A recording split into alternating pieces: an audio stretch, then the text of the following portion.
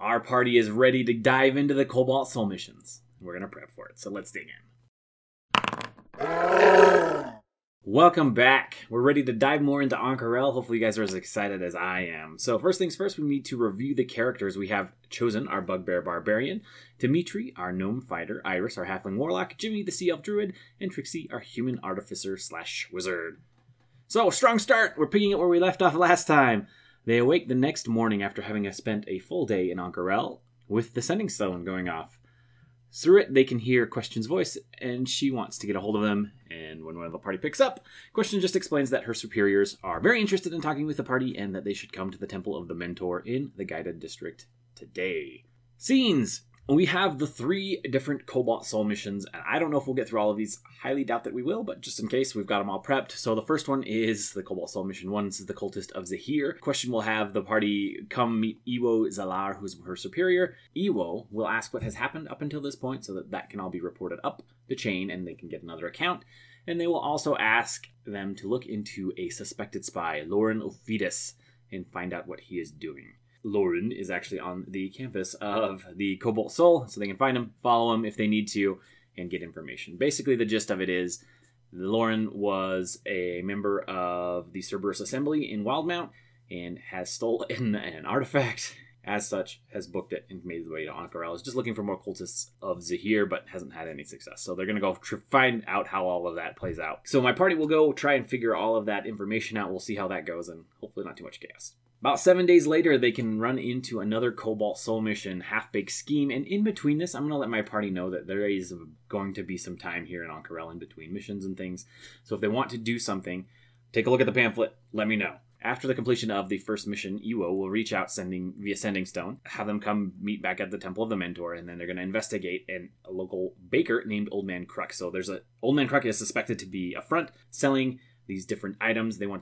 The Library of the Cobalt Soul wants the party to go check this out. If they agree to do so, they get 250 gold, and then if they can report back any information, they'll get 250 more gold. Iwo will give them the location of Old Man Cruck's bakery and say good luck. Also give them information that they should probably go there at night because it's probably done after hours, any shady dealings. They can end up with a Ruidium short sword. Basically what happens is there's a short sword that's for sale on the black market, and it's a member of the consortium who is trying to buy this item. So the party can go and get into a bidding war. If the price gets too high, then the member of the consortium, I think her name is Sean, will attack, and we can have some battle ensue. And then the party can talk Old Man Cruck into selling the Ruidium short sword to them, or they can make it work however they want. We'll see how it goes. It should be pretty interesting. My guess is the party will stake it out, get some information, and try and persuade everyone to do it. My party doesn't like to battle if they don't have to. Very hot-headed Ashan might change that. A few days later, 7 days is what the book says. We'll see how many days I actually include. They're going to get a message from the Library of the Cobalt Soul after they have completed this saying, hey, great job. You guys can be members of the Cobalt Soul. As a result, you'll get some robes. You can get replacements if you ruin them. You can stay in ank'harel for free, which at this point will be a couple weeks in ank'harel, so they'll probably be ready for someone else to put the bill. And then you can buy some spell scrolls at the Temple of the Mentor if you'd like. A little while later, the Library of the Cobalt Soul mission number 3, the Elephant Uproar, and this is where things get crazy. So the High Curator, Jamil Alethea, wants to talk with the party. So Jamil is a very young and accomplished person in the Library of the Cobalt Soul, has made themselves High Curator here in ank'harel. They want you to investigate the First Eclipse Tavern. They've got information, and they've checked out the information maybe that the party has provided that, yes, this is a hot site for the consortium.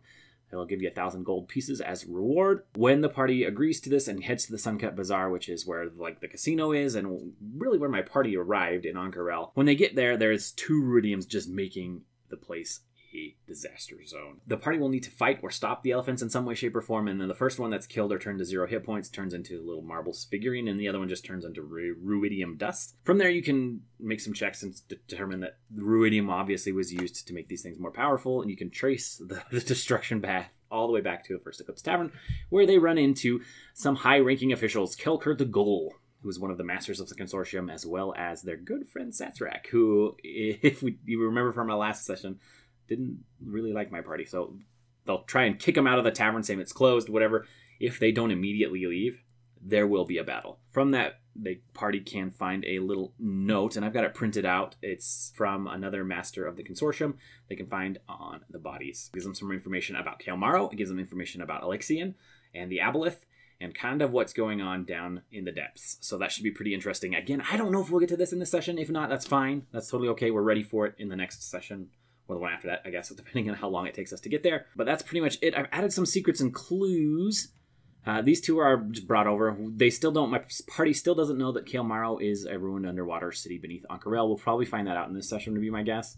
And then by joining the Library of the Cobalt Soul, they may be able to gain access to Kael Morrow. This is some information on Lauren Aphetis and what he has been up to. This is the same thing as that one, but just basically saying that the Cobalt Soul can try and get them access to the excavation site, which my party is very interested in doing right now. The sign hanging around the handle of Old Man Crux has a field of dots that signify it as a repository of stolen goods in Thieves' Cant. None of my party can speak Thieves' Cant, so I think Trixie has a way to be able to read all languages and things, so that may come into play, may not. And then the consortium has begun crafting weapons and armor made of ruidium. The NPCs we've got for this session, we have Question, Ewo, Lauren, who is the spy, Old Man Kruk, who is running the Black Market Bakery, Ashan, who is the consortium member who's trying to buy the ruidium short sword, Kelkar the Ghoul, who is a master of the consortium, and then Satsrak, who is our Dragonborn curator, our Dragonborn owner of the First Eclipse Tavern, who my party has already met. So monster stat blocks, we've changed this to be stat blocks because I need